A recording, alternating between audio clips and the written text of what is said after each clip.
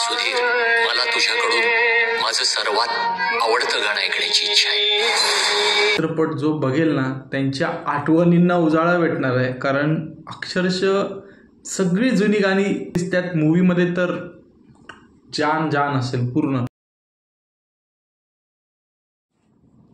नमस्कार मित्रांनो, मी यूट्यूबर सिद्धेश शिंदे तुमचं आपलं मराठी बॉय रिॲक्शन चॅनलमध्ये मी सहर्ष स्वागत करत आहे. मित्रांनो, आता आपण एका मराठी ट्रेलरचं रिॲक्शन देणार आहोत. त्या चित्रपटाचं नाव आहे स्वरगंधर्व सुधीर फडके.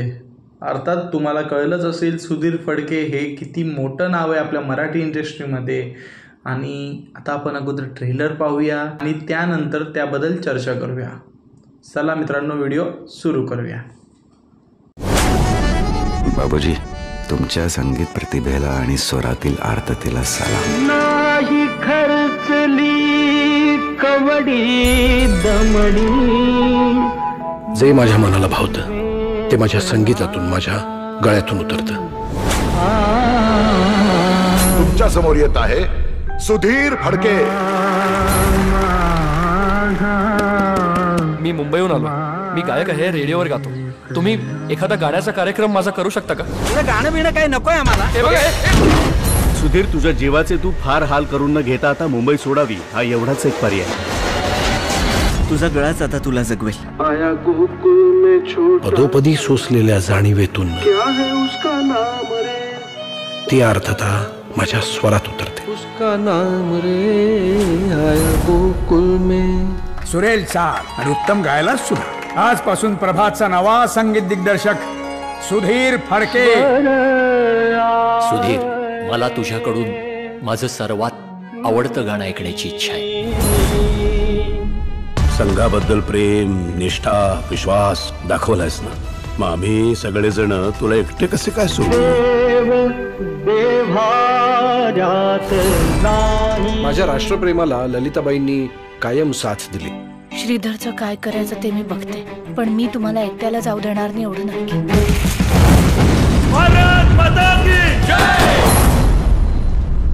पावला पावलावर संघर्ष आणि जगण्याची लढाई केलेला हा प्रवास शिखर बिंदूपर्यंत पोहोचतो.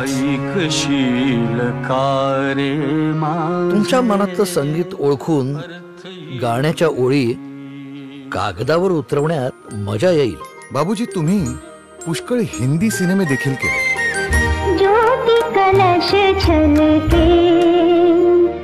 दिन है सुहाना, आज पहली तारीख है, खुश है जमाना, आज पहली तारीख है. आशा ही माझी अतिशय फेवरेट गायिका.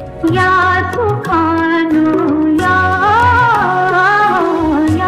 सुखानू, आपला हा प्रवास पुढच्या अनेक पिढ्या गुणगुणणार आहेत. ओघळले आसू सुखे कंठ दाटला. ओघळले आसू सुखे कंठ दाटला. राम जन्मला ग सखे, राम जन्मला, राम जन्मला ग सखे, राम जन्मला. सो मित्रांनो, आता आपण ट्रेलर पाहिलाच. मित्रांनो, लास्ट इयर सुद्धा ह्याच दिवसांमध्ये एप्रिलच्या एंडिंग आणि मेच्या स्टार्टिंगमध्येच महाराष्ट्र शाहीर म्हणजे आपले जे लाडके शाहीर साबळे आहेत ह्यांच्यावरती हा एक चित्रपट आलेला होता. त्यांचा बायोपिक होता. हा सुद्धा एक आपल्या मराठी लेजेंडरी संगीतकार होते जे सुधीर फडके त्यांचं नाव होतं. त्यांच्यावरती, त्यांच्या आयुष्यावरती हा एक बायोपिक येतो आहे. आणि कास्टिंग उत्तम आहे. Directed bye Yogesh Deshpande. मानलं भाऊ तुम्हाला, खरंच मानलं. कारण तुम्ही बाबूजींच्या कास्टिंगसाठी, म्हणजे बाबूंजी म्हणजे सुधीर फडकेंना बाबूंजी बोलायचे सगळे प्रेमाने, बाबूजींच्या कास्टिंगसाठी जे तुम्ही सुनील बर्वेला चॉईस केलेत ना, ते एक नंबर चॉईस केलेलं आहे. कारण वर्सटाईल ॲक्टर आहे आणि त्यांच्या पूर्ण जी बॉडी लँग्वेज असून दे किंवा त्यांचं जे गाण्याची जी स्टाईल असो किंवा जे काही असेल त्याला सुनील बर्वे पुरेपूर मॅच होत आहेत. थोडा 19-20चा फरक असू शकतो, पण बाकी सगळ्या गोष्टी प्रॉपर आहेत. जे कोणी ज्यांना ओल्ड गाणी आवडतात, जसं मी, मला खूप जुनी गाणी खूप आवडतात.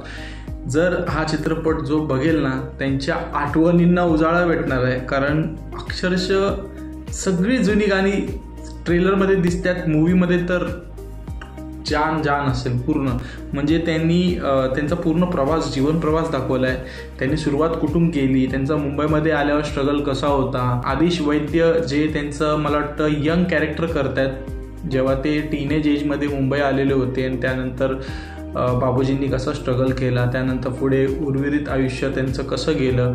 मृण्मयी देशपांडेसुद्धा आपल्याला दिसते आहे त्यांच्याच, मला वाटतं त्यांच्या वाईफच्या भूमिकेमध्ये असू शकते किंवा इतर दुसरी कोणती तरी भूमिका असेल मे बी.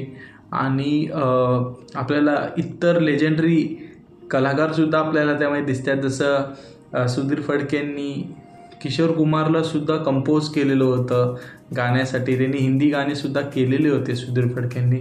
आणि तुम्हाला कोणतं सुधीर फडके यांचं गाणं आवडतं प्लीज मला कमेंटमध्ये नक्की सांगा. देव देवाऱ्यात नाही हे तर माझं फेवरेट आहे ऑल टाईम. मी कधी मूड आला की ऐकतो ते गाणे. खूप सारे गाणे आहेत त्यांचे.